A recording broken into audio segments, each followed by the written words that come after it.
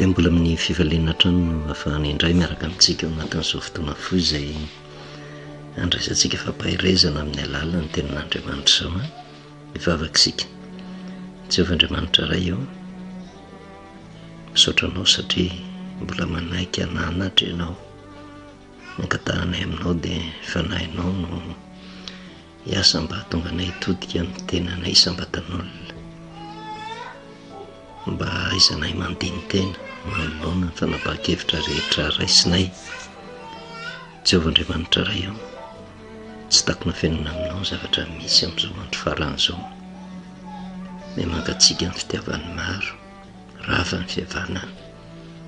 ary tsy mahatakatra intsony ny fitaka ataon'ny Satana izay mampikorotana, anika mahatratra ny sehatra rehetra ny fikorotana. Miandrandra fanafahana izay Jehovah-Andriamanitra iray eo, dia meonay ny hery mba ahafahanay miondrika mandrakariva momban'ny fitantananao, anekena ny sitraponao, bedananay sy ny firenena misy anay. Tenena Jehovah fa mihaino-bonim-ponao amin'ny anaranao Jesosy, amen. Faly miaravantsika amin'ny anaran'i Jesosy, manoma ny fahasoavana sy ny fiadanan'ny Tompo ho amintsika mandrakariva. Dia zavatra misy amin'izao vanim-potoana izao tsy tapina fiainana amintsika fa mafy, ary tsisy afaka milaza hoe tena mahavita tena ka afaka hitondra vahaolana samirery raha tsy miaraka amin'Andriamanitra. Ary izay no mahatonga antsika miondrika mandrakariva ao anatin'ny soratra masina, manontany ny hevitr'Andriamanitra fa ny zavatra rehetra miseho tsy hoe Andriamanitra no mahatonga an'izany hitranga fa safidy-po ny zanak'olombelona, fa Andriamanitra nefa mahita ny toe-javatra misy. Ary ao anatin'ny soratra masina dia na dia zavatra voasoratra hatramin'ny taloha aza dia manambara ny zavatra ankehitriny, ary milaza ihany koa ny zavatra mety hitranga ao aoriana. Ary izay no nahatonga antsika nandray ny Exodosy toko fahaenina hatramin'ny fiandohany ity taona ity, izay Andriamanitra ohatran'ny milaza dia miloha ny zavatra mafy tsy maintsy andalovana ny anivon'izao tontolo izao, ny anivon'ny firenena, satria niady izay hatrehana tsy fetsika rery ange fa tena manerana n'izao tontolo izao, mahatratra ny sehatra rehetra, ary tsisy afabela amin'izany ny firenena rehetra. Ary raha anivon'ny firenena indray tsisy afabela amin'izany ny sehatra rehetra eo anivon'ny firenena, eo amin'ny sehatra politika, eo amin'ny sehatra ara-panana, anivon'ny tokantrano, eo anivon'ny fikambanana maro isan-karazany eo anivon'ny tokantrano, dia tena mandalo toe-javatra sarotra avokoa. Satria inona ny anton'izay? Mandrovo tsihy Satana,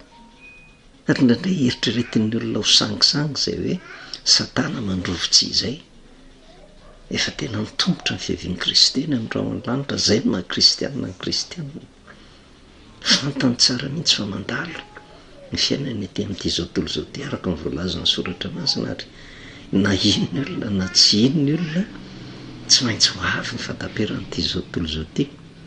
kanefa miloha ny fahataperan'ity zao tontolo izao ity dia miaratsy ny fiainana, kanefa tsy afaka hijanona amin'izay hoe miaratsy izay fotsiny fiainana, fa ao anatin'ny fikambanana, ao anivon'ny tokantrano, ao anivon'ny firenena dia miantso atao dia mba hahatonga ny olona hiverina amin'Andriamanitra. Satria na dia eo ary ny zavatra mafy andalovana dia afaka mitondra vahaolana mandrakariva Andriamanitra, na dia ao anatin'ny korontana azy. Dia izay no hitantsika taty amin'ny Exodosy toko fahaenina ny andininy voalohany teny fampanantenana nomenan'ny Mosesy, satria hitan'Andriamanitra fahorian'ny zanak'Israely izay efa niresahantsika hoe tsy nitsoahana taniny nge fahaleovan-tenany, fa teo ambaniny vahoan'ny firenena-dehibe fotsiny izy. Ary teo anatrehan'izany rehetrarehetra izany dia nandray fanapahan-kevitra Jehovah hiditra an-tsehatra mba hitondra vahaolana ho an'ny zanak'Israely, tena hamerina ny fahaleovan-tena tanteraka ho amin'ny zanak'Israely, tsy ho feheziny firenena-dehibe. Ary teo ambanin'ny fitantanan'ny Egyptiana izy tamin'izany vanim-potoana izany, misy fanantenana ataon'ivony zanak'Israely na tamin'ny Mosesy izay voatendry ary hitantana ny zanak'Israely de tena nisy fanantenana tanteraka mihitsy ary nanantena izy fa tamin'ny vanim-potoana zay nitenenan'i Jehova de tonga de eo ihany de ho tanteraka le fampanantenana nataon'i Jehova kanjo rehefa nijerevana vao maika ny mafy ny fiainana ny Exodosy toko fahenina andiny voalohany aroa Jehova tamin'ny Mosesy ankehitriny de ho hitanao zay ataoko amin'ny Farao fa ny tanako mahery no andefasany azy ary ny tanako mahery no androany azy amin'ny taniny zany hoe tena fanapa-kevitra nyraisin'i Jehova nampitaina tamin'ny zanak'Israely tamin'ny alalan'ny Mosesy hoe tena ho alefan'ny Egyptiana nareo ary tena ny Egyptiana mihitsy no androaka nareo tao fa zay fomba andefasan'ny Egyptiana ny zanak'Israely tsy fantatry ny zanak'Israely zany fa rarahan'i Jehova zany fa ny zavatra azo antoka fotsiny de ny ananana faharetana ary io tsy misy herin'olombelona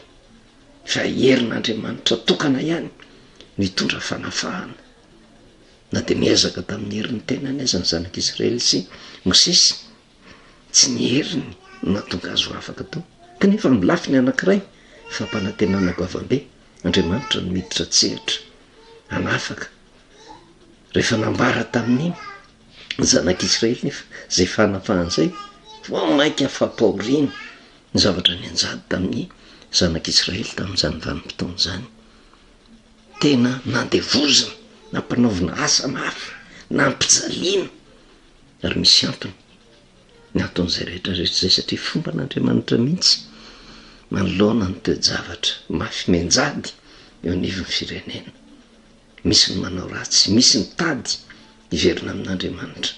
avelan'Andriamanitra ho tonga amin'ny faratapin'ny heriny mihitsy ny mpanao ratsy tena ho tafakatra ambony de ambony ary eny am'izay no avariny indray mandeha ary ho loza ny fianjerany am'izay vanim-potoana zay ary io tsy tsapan'ny olona satria zay ny zavatra ny anjady tamin'ny Satana zay nyresantsika hoe Satana lay nivarotra na mitaka ny anjelin'ny lanitra nioko niodina tamin'i Jehova tafakatra tamin'ny avy indrindra faratapin'ny fahefana nomen'Andriamanitra azy nazera tety an-tany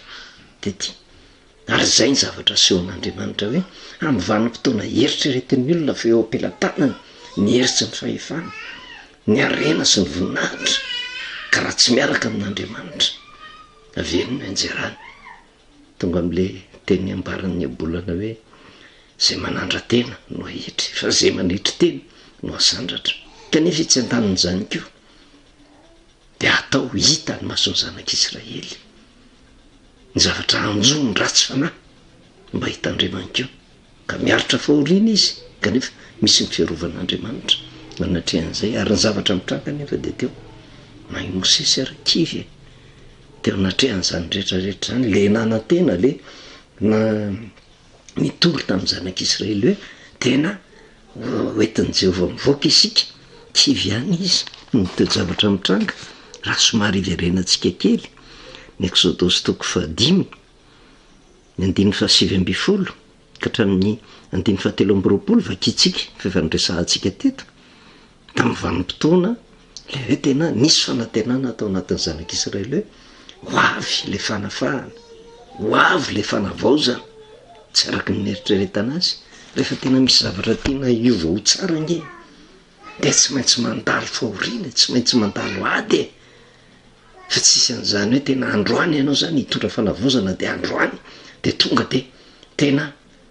to tanteraka zany fa miditra antsehatra Satana isakana ny zavatra rehetrarehetra tsy atongavana ao amin'izay fahafahana sy fanavaozan'izay ary eo indrindra ny andrasan'Andriamanitra ny olona hitodika aminy satria tsy misy olona afaka hitondra fanavaozana zany raha tsy Andriamanitra no mitaridalana azy mety ho fanavaozana sandoka raha vao tsy miaraka amin'Andriamanitra satria Satana mamitaka eo anatrehan'izay rehetrarehetra zay Exodosy toko 5:7 ka hatramin'ny 7:20 hitan'ny mpifian'ny zanak'Israely fa efa azon-doza izy no nanaovany hoe tsy ahenanareo ny isan'ny brikinareo amin'ny anjara fanompona isan'andro ary izy ireo dia niona tamin'ny Mosesy sy Arona izay nijanona ny andry azy ary raha avy tany amin'ny Farao izy dia hoy izy tamin'izy roa lahy, Jehovah ne hijery sy hitsara anareo satria efa nataonareo mangidy hoditra eo anatrehan'ny Farao sy eo anatrehan'ny mpanompony izahay ka nasianareo sabatra eo an-tanany aminao naray. Ary Mosesy ozy niverina ho any amin'i Jehovah ka nanao hoe, Tompo, nahoana no nahatonga loza amin'ity fireneny ity ianao? Nahoana re no naniraka ianao? Hatr'izay nakanisako tao amin'ny Farao mba hiteny amin'ny anaranao izay dia nahatonga loza amin'ity fireneny ity izy nefa tsy namonjy ny olonao akory. Ianao kivy hatramin'ny Mosesy, dia ohatra ny tena tsy arak'ilay niteneninao ity Jehovah. Dia Deo no nahatongava an'ilay teny fikasana ary izay koa nampahirezana antsika. Mila manam-paharetana ary tsy misy afa-tsy ny fiverenana amin'Andriamanitra mitondra vahaolana eo amin'ny fiainantsika. Fa na inona dia zavatra mitranga araka ny voalazany amin'ny bokin'ny ohabolana hoe na dia ela velona aza ny ratsy fanahy dia mbola fantatra ozy fa isoan'izay matahotra an' Jehovah dia izay mangovotra noho ny anarany. Na inona dia zavatra mitranga mana ny programany io Andriamanitra io ary misy fetra ny zavatra rehetrarehetra. Ary hitantsika koa Egypta tena nampahoro-mafy ny zanak'Israely, ninan-dany Jehovah hoe iza zay Jehovah no ekeko teny tao amin'ny faratapon'ny heriny indrindra nipitehan'Andriamanitra. Mbola hitantsika fandehan'izay rehetra izay fa tsy mora nefa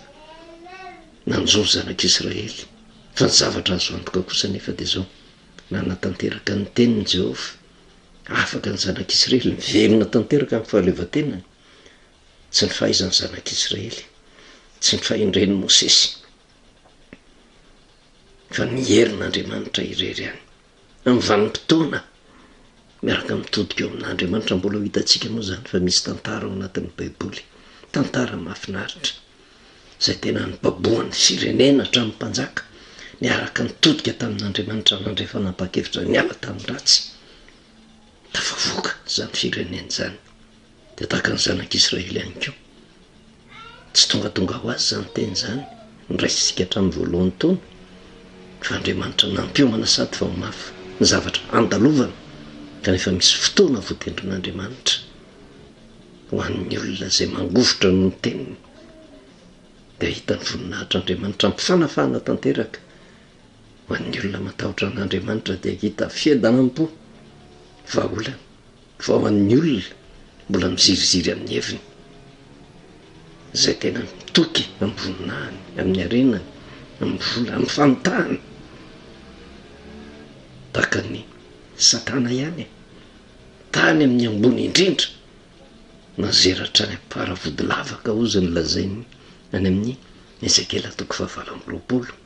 Tsy maintsy izay koa nefa raniny mpanao ratsy kanefa Satana nazera tetỳ tany hitondra fitaka ho an'izao tontolo izao. Ina moa no mahatonga antsika amin'ny resaka an'izany? Mahatonga ny korotana ange manerina ty zao tontolo izao ty dia ny fitiavam-bola ihany. Io vola io mahatonga ny olona mitady voninahitra, mitady fahefana, mahatonga famonoana, mahatonga fitiavan-tena, mahatonga fanandratana ny maha izy ny tena. Tsy refesy mantody, tsy mahay mipetraka amin'ny toerana misy azy, tsy mahay mianina amin'ny toerana misy azy. Ary io mahatratra ny sehatra rehetra io. Ary mety manaitra antsika angamba hoe na dia misehatra ara-pivavahana azy dia mahatratra any, mahamotika io vola io ihany, ny poirany zavatra tsy rehetra. Dia tsy gaga angentsika mieritreritra hoe fa maninona na dia amin'ny kristianina aza mifanenjika ohatrany tsy mite anamary tena tea, ohatrany hoe te ampiseho ny maizy azy zany foana. Le olona te ampiseho ny maizy azy, te sandratra. Le fiangonana te ampiseho koa ny maizy azy, tsy manaiky lembenana fa te hiseho lehibe no ny fiangonana sasany, te hiseho marina no ny fiangonana sasany. Ary ahoana ny fomba ataony amin'izay le hoe te hanava teny zay dia amin'ny alalan'ny fanasoketana ny hafa foana. Zany hoe rava tanteraka ny fihavanana vokatr' izay fitiavan-teny zay. Ary inona no mahatonga an'izay? nitetikadany satana hatonga korotana foana nge. De io no nresahantsika tamin'ny farany tany amin'ny Timoty voalohany toko fa enina, Timoty voalohany toko fa enina, tsy fahaizan'ny olona mipetraka amin'ny toerana misy azy kanefa nianatra 5 hatramin'ny 10 fa misy tombony lehibe tokoa izy ny toe-panaraka an'Andriamanitra omban'ny fiainy ianana faiza mianina. Kanefa io nasesika satana hatrany amin'ny Genesis zay vetantsika hoe i Adama sy Eva fa mipetrapetraka soma tsara tery, tsy nieritreritra mihitsy hoe te hiaotra noho ny zavatra rehetra misy na te hiaotra an'Andriamanitra. Tonga satana napiditra fakapana tao anatiny hoe tena tsy tokony hipetraka fotsiny amin'izao nge nareo fa tena tokony ho tahaka an'Andriamanitra. Taitra an'izay re Adama sy Eva te tsy nahay nianina tamin'ny toerana misy azony zay mbola ho jerevantsika. Fa ny aty amin'ny tsy nahay nianina tamin'ny tenany kanefa ozana ny soratra masina hoe fa misy tombony lehibe tokoa ny toe-panahy araka an'Andriamanitra omban'ny fiainianana. Fa tsy mitondra na inona na inona amin'izao tontolo izao tsika sady tsy hita fa hatondra na inona na inona. Zavatra tsy tsapan'ny olona nge mantalo izy eto amin'izao tontolo izao hoe fitomboan-karena, fitiavan-karena, fitiavam-boninahitra. Hatreo amin'ny fahafatesana ihany io. Tsy maintsy hitsangana izy nefa aoriana ao hivelona mandrakizay tsy manaraka azy zany rehetrarehetra zany. Inona no ataony amin'izay vanim-potoana izay? Tsy mieritreritra n'le ho avy. Fa raha manan-kanina sy fitafiana isika io izy dia aoka hianina amin'izany. Fa zay tahanan-karena dia latsaka amin'ny fakapanahy sy ny fandrikariny filana maro. Tsy misy antony sady mandratra izay mandetika ny olona ao amin'ny fandringanana sy ny fahaverezana ozy fa ny fitiavam-bola no fototry ny ratsy rehetra. Ko ny sasany izay fatra-pitady an'izany dia efa voavily miala tamin'ny finoana ka nanindrona ny tenany tamin'ny alahelo be. Ary zay no mahatonga ny ady misy ety amin'ity zao tontolo izao ity. Ary ny tena mahamenatra nefa dia zao tena tokony hoe olona tsy mahalala an'Andriamanitra nge ny tokony ndrona amin'izany. Fa rehefa tena jerevana dia ao anatin'ny fivavahana mihitsy no hipoirany toe-tsaina ratsy tahaka an'izany tsy mahay mianina, tia vola, tia voninahitra, tia fahefana ary tsy manaiky ho ambanin'ny hafa fa te hisandratra mandrakariva ho ambonin'ny hafa amin'ny alalan'ny tsy fifankatiavana mahatongavana amin'izany. Ary dia hitantsika eo anatin'ny soratra masina izany. Dia hitantsika moa hoe inona mahatonga an'izany dia nitetika ady ataon'ny devoly manesika ampon'ny olona le tsy fahaiza mianina kanefa tsy maintsy ny vola no sisiny mba hatonga ny olona tena hitombo harena, hitombo voninahitra, hitombo fahefana anao tsy nitsinina ny hafa. Ary mba hazahoana an'izay fahefana izay dia inona ny zavatra mitranga? Lasa mivarotra tahaka ny devoly mamitaka. Ary zay mifitaka ataon'ny devoly. Ary ao anatin'izay hitantsika efa niresahantsika teto hoe ahoana le tetikadin'ny devoly mampana tena zavatra tsy ho tanteraka mihitsy kanefa ohatran'ny hoe mikitika ny fanirian'ny olona. Ary ny olona ampiasan'ny devoly dia toraka izany foana mampana tena zavatra tsy ho tanteraka fa tsy mahatsinjo lavitra ny olona fa manantena fa ho azo zany kanefa ny ampandehanana hiviratsy ny olona. Ary zay no hitantsika ny le toe-tsaina tao ihany le jiosy tamin'izany vanim-potoana zany mpivavaka ny resahantsika eto. Ary matoantsika miresaka hoe resaka mpivavaka daholo angena ankamaroantsika eto amin'ny firenena na inona tena fironatsika amin'ny finoana olona mivavaka daholo zany hoe manana hery anankiray enterany kanefa ao anatin'izay fivavahana izay lasa ho fitaovana mba azahoana harena, voninahitra, azahoana laza, azahoana fahefana, mba azahoana an'izay vola, harena, laza, voninahitra zay dia amin'ny alalan'ny teny mamitaka fampanantenana zavatra bokaty entina mamitaka ny tsy manatsiny tahaka ny nataon'ny satana tany an-danitra tonga tete amin'ity zao tontolo izao ity izy zay koa mbola nasisiny tamin'ny olona dia mandraky tiany androany. Zay foana ny zavatra mitranga. Zao ny 19 raha iverenantsika kely milohan'ny hanohizantsika le hoe natafalatsaka ny zanak'olombelona tany am-polohana nge. Ary tsy mahagaga raha zany ny zavatra mihitatra hatramin'izao vanim-potoana izao. Adama sy Eva ary tena raha jereva nange Damasivy raha mihoatra ny fahadalantsika amin'izao vanim-potoana zao tsika ny tena diso raha oarina me ny alehibeany ny ota vitany Damasivy sy ny vitatsika tafaotra loatra no nanjo any Damasivy. Jaona toko 9 andiny faraka amin'ny 30 de hoy Jesosy tamin'ny Jiosy zay nino azy mba nino azy ny Jiosy tamin'izany vanim-potoana zany Jiosy nyseho azy tena mpivavaka tena natahotra an'Andriamanitra nyseho azy ho marina fa gaga izy nahitan'i Jesosy tonga teto amin'izao tontolo zao hafa be ny fampianarany zava-baovao ny zavatra nitoriana ary nanokatra ny masom-panahin'ny olona indrindra ny masom-panahin'ny fivavahana tamin'izany vanim-potoana zany hoe tena diso fandray fivavahana tamin'Andriamanitra ny Jiosy ohatrany hoe Jesosy zany ny tena lehibeany mpanavao fivavahana na nitsy resy lahatra ny Jiosy sasany tamin'izany vanim-potoana zany mba resy lahatra ihany. De hoy Jesosy tamin'ny Jiosy zay nino azy mba nino ihany raha maharitra miteniko ianareo sy de ho mpianatra tokoa raha maharitra miteniko ianareo le teny zany mahatonga ho mpianatra ka ho fantatra reo ny marina osy ary ny marina afaka anareo tsy handevo zay le hoe mandevo zay de zay le hoe misy zavatra mamatotra raha raisinao amin'ny zanak'Israely de hoe voafatotra tsy afaka mikofoka feombany vahoan'ny Egyptianina fa ito misehatra ra-panandray ny resahan'i Jesosy an'izay marina ny tenen'i Jesosy fantatra reo ny marina de io marina io manafaka anareo tsy ho andevo io marina io zany no hitondra vahaolana ho anareo ka hatsapanareo mihitsy hoe tsy voafatotra tsononareo fa ho afahanao anatin'izay fatorana mianjady aminareo fa inona ny vokany na de nino an Jesosy azy reo Jiosy sasany reo de namaly azy ka nanao hoe taranaka Abraham zay fa tsy mba andevon'olona hatramin'izay elizay osy ka nahoana nataonareo hoe ho afaka ianareo ohatrany gaga Jesosy de minatrehan'izay satria inona ny antony tsy natsapa ny tena ny voafatotra reo ary misy antony mahatonga azy tsy natsapa ny tenany ny voafatotra nahoan'izay no lazainareo hoe ho afaka osy zay nge tsy andevon'olo le zany hoe tsy mahatsapa ny tenany izy zany fa andevo tsy mahatsapa ny tenany izy hoe verozo tsy mahatsapa ny tenany izy hoe voafatotra satria mbola tao le fireriana tao anatiny miseho azy ho marina miseho azy ho manana miseho azy tena tonga lafatra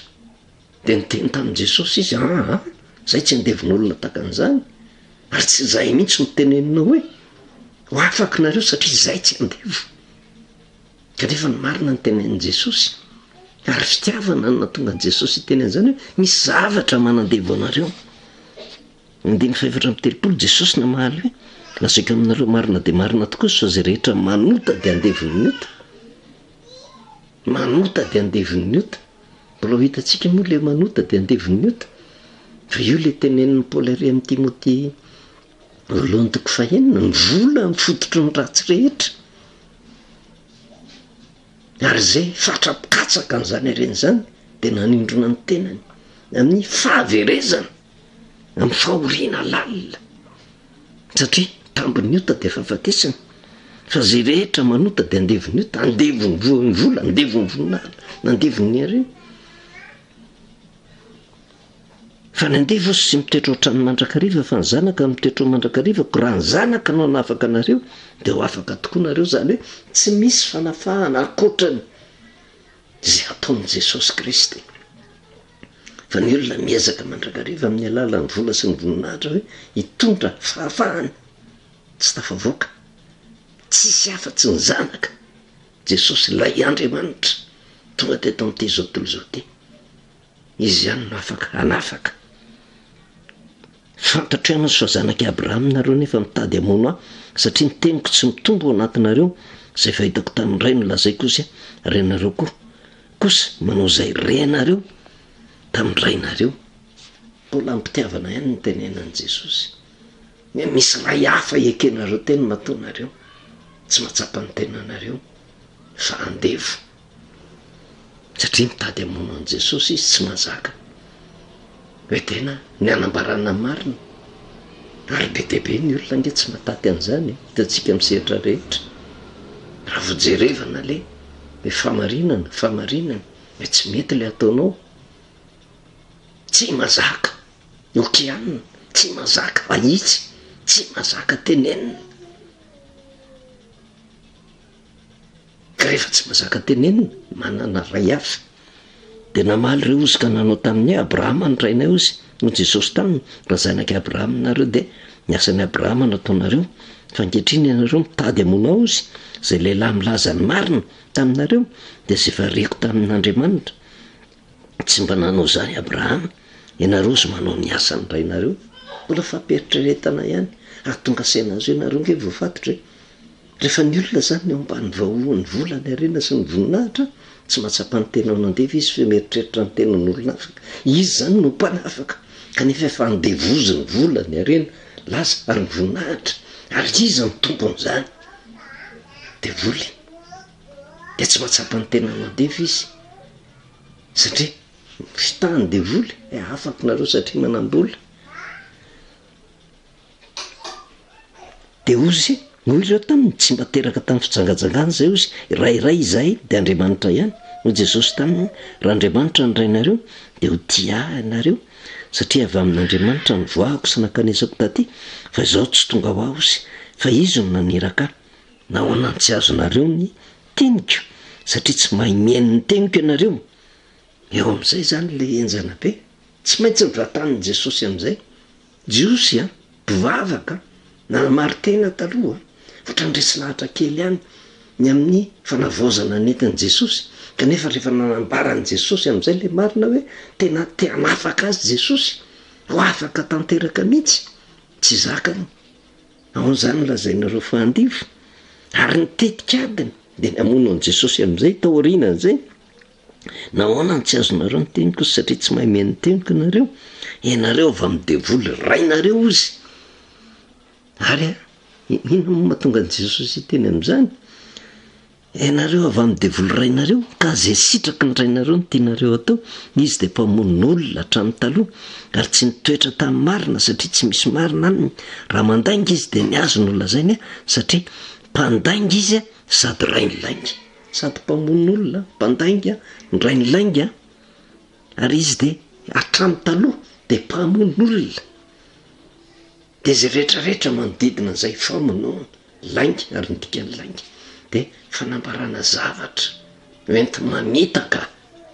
de zay le nijerevantsika tanjona kendray ny devoly io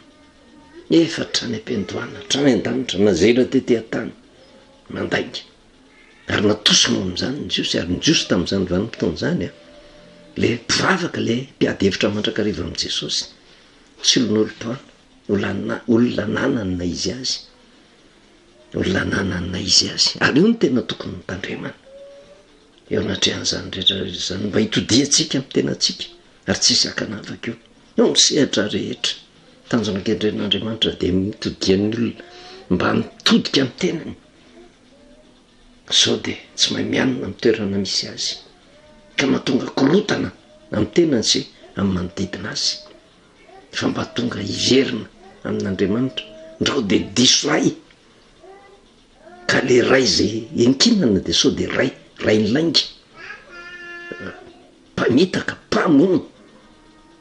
ary tena ray ny voninahitra vola arena ary zay ny tanjona kendren'ny devoly ifikotra amin'ny voly io zay fototry ny ratsy rehetrarehetra mijery andiny tsoratra masina anankiray tsika mba eritreretantsika tsara hoe manahirana de misehatra ny fivavahana mihitsy takan'ireto jiosy reto ary matoa izy mahasampy teny takan'izany de mieritreritra izy fa manany maizy azy le fampisandratana ny maizao ao anaty sanamaly an Jesosy mihitsy ary ny olona rehefa manana ny olona rehefa manan-karena ny olona rehefa mieritreritra fa manam-boninahitra manana fahefana tena sampy teny takan'izany ao an'izay nolazainareo fa handefo fa raha olona tena tsy manana tsy sampy teny an'izany fa mamitsaka nentina hamantarana ny olona tsy refesy mandidy ileko toko fahenina ambifolo nananatra andreo ihany ange Jesosy ary zay no hijanona antsika. Ileko toko fahenina ambifolo inona moa ny zavatra niresahan Jesosy teo raha isika ny 13 hatramin'ny 15 tsy misy mahay manompo tomporozy fa ny anankiray ho alany ary ny anankiray ho tiany ary ny anankiray hombany ny anankiray ho amavony tsy mahay manompo an'Andriamanitra sy mamoana ianareo. Zany hoe le olona mametraka ny vola sy ny harena io mamoana io lasa sampy eo anatrehany, tena hifotorany io mamoana io, ny harena ny laza ny voninahitra, ka raha io ny fitorany olona kanefa izy milaza fa manompo an'Andriamanitra dia ozy lazainy Jesosy tsy mahay manompo an'Andriamanitra sy mamoana nareo, na ny anankiray ho tiana na ny anankiray hombana ny anankiray ho amavona ozy. Ny 14 ary ny fariseo ireo le jiosy zay fatra piti vola raha nandre zany rehetra zany naneso an' Jesosy. Jereo tsara nge eo misehatra fivavahana no ahitanao an'izany. Ary Jesosy taminy ianareo dia mpanamary tena eo anatrehan'ny olona ozy nefa Andriamanitra mahalala ny fonareo fa izay zavatra heverin'ny olona ho ambony ozy fa avetavetana eo anatrehan'Andriamanitra. Raha tena hiverina amin'Andriamanitra avelanao zany rehetrarehetra zany, tsy mitondra makaiza ny vola ny harena ny voninahitra, mamitaka eo mitondra korotana eo. Za tsy niteny hoe ratsy fa faiza mitondra azy eo ambany ny sitrapon'Andriamanitra ny tsara, fa raha io no enteheranao entinao tena anandratana ny fonao sy ny sainao, maizy anao ray manontolo, tsy maintsy makala ny hafa ianao. Na rehefa ny olona mifatrapitady harena tsy maintsy tonga amin'ny famitahana izy dia tsy maintsy tonga amin'ny famonoana izy. Tetikady ataon'ny Satana zany ary ny manahirana todika any amin'ny tantaran'ny Egypta sy ny zanak'Israely isika. Inona ny zavatra mitranga avelan'Andriamanitra nge rehefa ratsy ny fon'ny olona dia io ohatra ray goavana be. Egypta izy ny tena firenena ny sandratra indrindra tamin'izany, ny ekeny ny firenena rehetra manodidina ary tena ndre rehefatratra tsy nieritreritra n'izay ho lavo nanapatra ny fahefany noho ny hareny ny fahaizany voninahiny efa tonga tamin'ny vanim-potoana voatendrin'Andriamanitra potehan'Andriamanitra iny indray mandeha. Fa le zanak'Israely izay naharitra tamin'ny fanarahana an'Andriamanitra ana dia mafy arany zavatra ny anjady taminy any, nasongatin'Andriamanitra, nafahan'Andriamanitra, nitantanan'Andriamanitra, men'Andriamanitra ny fahaleovan-tenany. Tsy zany ve ny zavatra irentsika ireo olona? Inona no azo atao? Ndao rere olona hiverina amin'i Jehova, miverina amin'i Jehova ianao, milamina ny tokantranonao, milamina ny fianakavianao, milamina ny ankohonanao, milamina ny faritra misy ianao, milamina ny firenenao, milamina ny fiangonanao, roviana ihany vao anaiky an'Andriamanitra ny olona. Vavak'isika Jehovah-Andriamanitra reo misaotranao ny amin'ny teninao indray izay tonga taminay, teny mamperitreritra kanefa teny manoro lalana. Taraina Jehovah-Andriamanitra reo mamindrafo aminay, mamindrafo ny firenena mba tsy hitehitra amin'ny vola sy ny harena ary ny voninahitra fa hitehitra amin'ny fanafahana ataonao. Misaotra indrindra ray amin'ny anaranao Jesosy, amen. Manao velomantsika amin'ny anaran'i Jesosy namonina ny fahasoavana sy ny fiadanan'ny Tompo amintsika mandrakariva.